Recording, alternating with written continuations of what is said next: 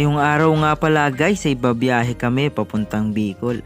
At matapos nga naming maghanda ng mga gamit ay tumawag na kami ng taxi.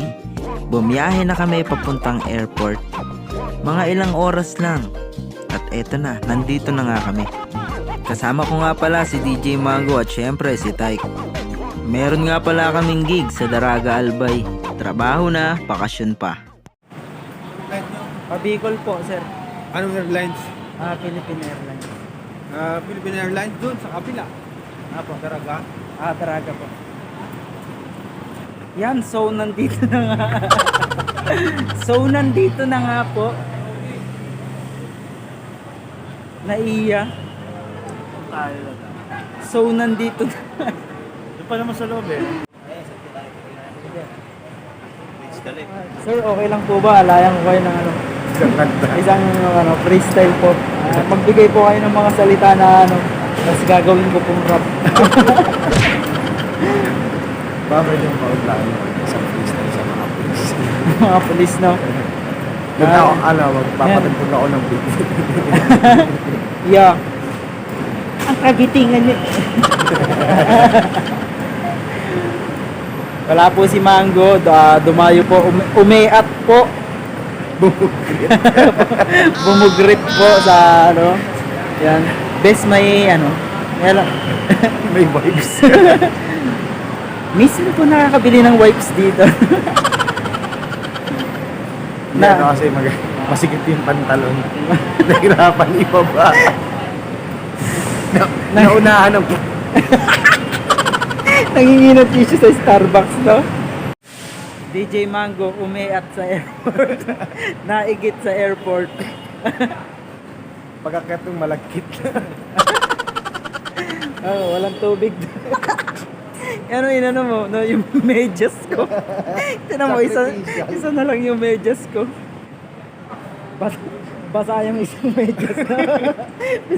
Pinampahid, tapos kinusot, no? Mawawala ng pares. Mahirap ng pag-akyat, pilay na. Kasi di ba tumulo sa pantalon? Pilay na. Nag-iiwas, no? Upo ka. Okay lang. Pagkatapos nga pala naming magkulitan at maghintay ng konti, papasok na tayo sa eroplano. First time nga pala naming magsama-sama at magsabay-sabay sumakay sa eroplano. Yung dating nasa isip lang namin, tapos ngayon, nangyayari na. Sobrang salamat talaga sa naging bahagi at dahilan kung bakit nangyayari to. Sobrang blessed lang. Siguro para sa iba, wala lang to.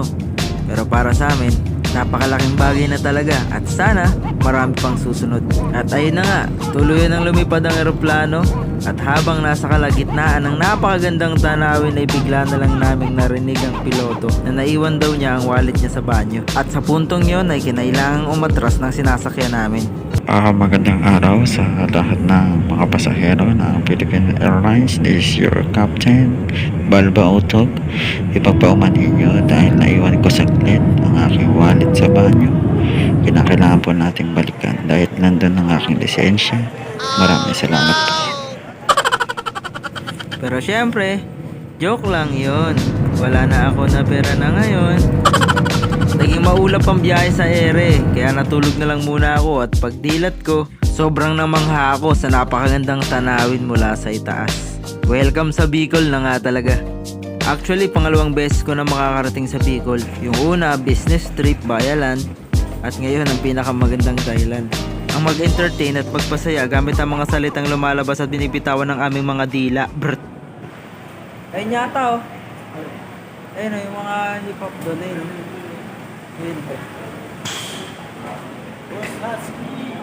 Hello po.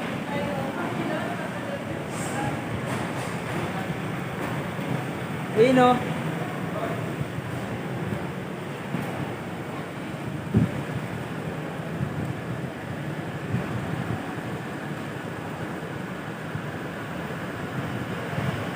Uy!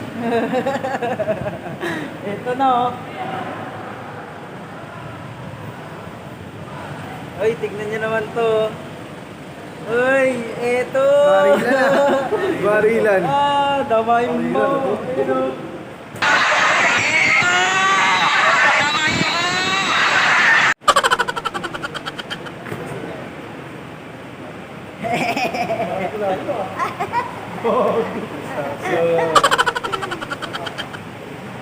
Ayun o. Sila ma'am, sila ma'am. Finally, nakita ko na rin yung taong matagal ko nang hindi nakikita. Yung dahilan ng pagbabago ng buhay ko. Although kalokohan, pero doon talaga nagsimula ang lahat. Sa mga nagtatanong kung bakit hindi na siya bumabatil nabalitaan ko na meron siyang komplikasyon sa puso. Bawal sobrang mapagod, bawal sobrang lungkot, bawal sobrang saya. Pero kahit papano, tinutuloy niya pa rin yung mga dati niyang ginagawa. Nagpapa-event, tumutulong, at nagbibigay inspirasyon sa mga local rap artists dito sa Bicol. Ayan o. Mga kulang pa sa tulog, mga gagumising. Tama, kulang pa sa tulog. Ayan, kagising lang namin. Gabi na. So, bali, titikman namin yung Jollibee dito sa Bicol. Ayan. Hindi kasi, medyo 7 gabi na rin. Tapos, di namin kabisado dito. Kaya, ayun, order na lang kami. Bestseller daw niya. Jollibee dito. Ayan, kaya mo na tayo. Tapos, May dagat ng dalig sa Bicol. Pasarap. Sarap diba? Sabi sa inyo, sarap ng Jollibee dito. Try nyo rin, pag napunta kayo dito, kain kayo sa Jollibee. Boss ko. Boss.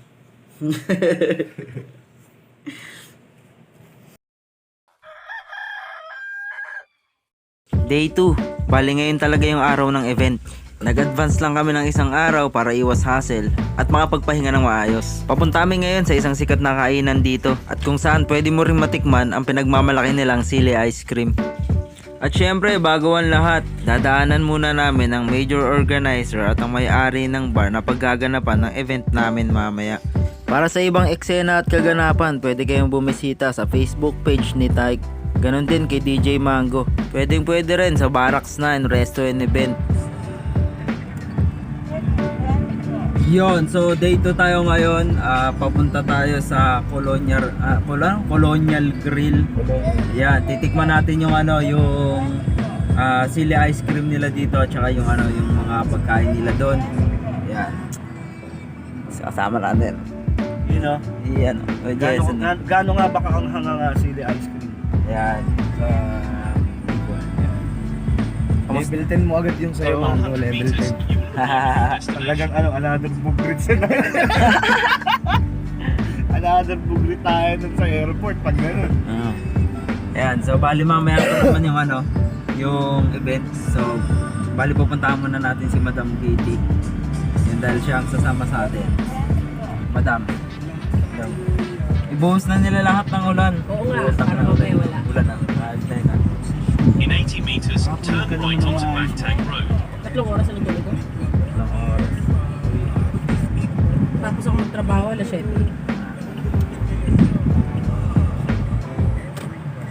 At nakarating na nga kami sa kakainan namin. Actually, napakalapit lang niya mula sa tinutuluyan namin. At napakalakas nga ng ulan. Nabasa lang naman kami ng bahagya. Yun Ano yan te? Papakulayan mo? Kukulayan daw to. Yan. Bibigay silang Crayola. Isa pong pinangat spicy, isa pong lechon kawale, isa pong crispy spring roll, isa pong ginugan solo, isa pong pancit bato patty. Serving time po is 15 to 25 minutes lang. So bali ito yung sili ice cream nila. Ang pinakamangang daw ay volcano.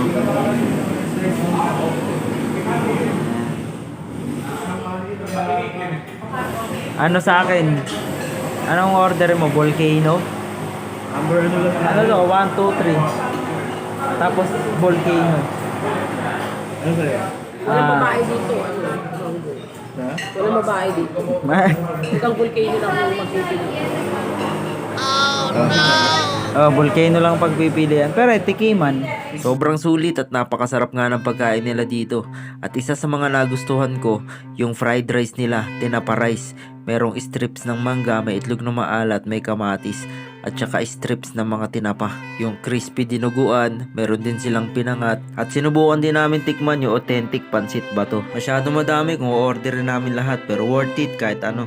Yan, so bali, volcano ang babanatan natin. Tikima na lang, no? Baka hindi kayanin. Sabi kaya, so, mahirap na sayang naman. Tikim lang, tikim lang. Yan, naransak na po namin yung pagkain. Thank you, ma'am. Walang ano mo. Volcano. May sili pa sa ibabaw. Ate, ba't yung level 1 ang liit? Yeah, level 1. Yeah.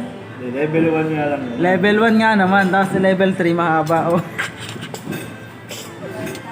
Pero alam ko ang labuyo yung maliit eh. Yun yung talaga manghang. Sa una, parang normal ice cream. Pero kung biglang kakating ganito mo. 1 pa lang yun 1 pa lang. 1, ito yung 3. Mas Ayan. mapula yung 3. Ayan. Chocolate pala ko yung kakao. First time ko nito eh. Ay, oo, pala. Yung kakao kasi yung buto niya ginagawang cocoa, di ba? Ayan, so titikman na natin tong bulky. Ah, hindi, dito muna tayo sa level 1.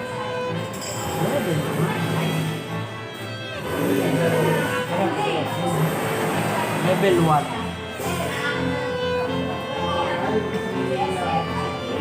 Good luck. Ay, wala to. Ay, payat. Payat. Ayan yung volcano. Itong volcano. Tanggalin natin yun. Tanggalin natin to. To. Ito na, volcano. Ayun, nasa dulo. Naramdaman ko na yung level 1. Oo nga, nasa dulo. Pag wala na sa pag wala na sa bibig, Papunta na sa esophagus mo. siyempre, sayang to, hindi natin ulitin. Level 3, volcano. Ay, level 4 na.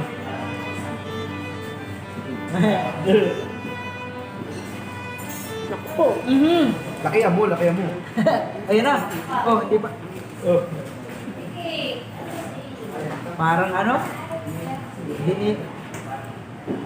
parang giniling na balat ng sili tapos ginawang ice cream. Oo. Mangang. Biray. Kanina pa. Ayun oh, may parang mga pulbos-pulbos pa oh. Oh. Parang may mga pulbos-pulbos pa siya oh. Ayun yung red na yun oh. Sige nga, birahi. Oh, birahi. Oo nga. Birahi mo. Birahi. Bomba na. Oh. Birahi. Kaso baka ubuhin ako, hindi ko mauubos.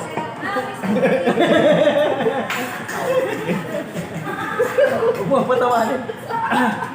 Biglang hindi mo uubos ng Hindi ko mahal eh. mauubos kasi, di ba? Medyo May show pa mamaya. Teka lang. Kakao. Masakto, subukan nito. Subukan ng chocolate para may matamis. Ubuhin ako na ito. Hindi ko ito maubos. Bawal kumain ng maraming ice cream. Oo, no? Baka mapaos ako mamaya. A few inches later. Yun, so nandito na kami sa sa venue para sa event mamaya Yan, so Barracks 9. Yan. Sa bantang likod lang. Tanaw yung Mount Mayon. Ayan. Kaso ayaw niya magpakita maulap siya. Ayan yung Bulkang Mayon. So bali ayaw niya magpakita today. Maulap. Ayan ayun siya. Ayan. So napakasarap ng ng klima dito. Makulimlim lang. Tapos napaka-presko ng hangin. Yes. Sir, see the ice cream yun? Ready na. Ayan. Ay na, nagpakita na. Kala mo yun Hindi, ito. Ayan, sa likod. Ayan. Sobrang laki ng ayun. So far.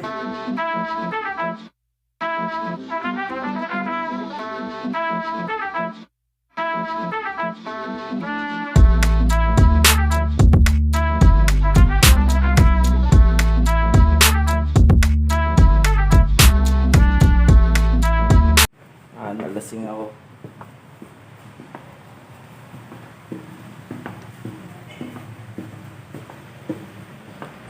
Ilang araw tayo dito? 2 gabi. Oh, 2 gabi. No? 2 nights and 2 nights and 3 days. 3 days. Magkano ba bayaran ko, te? 70 pesos. 70 pesos. Oh, 70 pesos lang, oh. 2 nights din. 3 days. 2 nights, 3 days. 70 pesos. Oh. At eto na nga, uwi na. Balik na sa kanya-kanyang mga buhay at saka mga trabaho. Napaka-solid din talaga ng hip-hopan dito sa Bicol. Napakadaming magagaling. Talagang ang sarap maipagpasahan ng positibong enerhiya. At bago nga pala kami umuwi, hindi pwedeng hindi dadaan sa bilihan ng pasalubong. Okay din kasi malapit lang din sa tinuluyan naming hotel. At pagdating nga namin sa bilihan ay kanya-kanyang pili na. Kasi puro pili. Isa nga pala sa nagustuhan namin na sana bumili ako ng madami. Walang iba kundi yung pili hopya. Na sa sobrang sarap hindi ko natikman. Inubusan ako eh. Pero okay lang, para sa kanila talaga yon. At bago nga kami tuluyan na bumiyahe papunta sa airport, ay pumunta muna kami dito sa gilid lang din ng bilihan ng pasalubong. Meron siyang entrance na 20. Ito yung sikat na pinagpipicturan dito sa Bicol. So ayun, konting video muna, konting picture. At yun, sa huling sandali na mga oras namin dito sa Bicol ay hindi pa rin talaga sumilip ang mayon. Pero okay lang yan, babalik pa kami dito.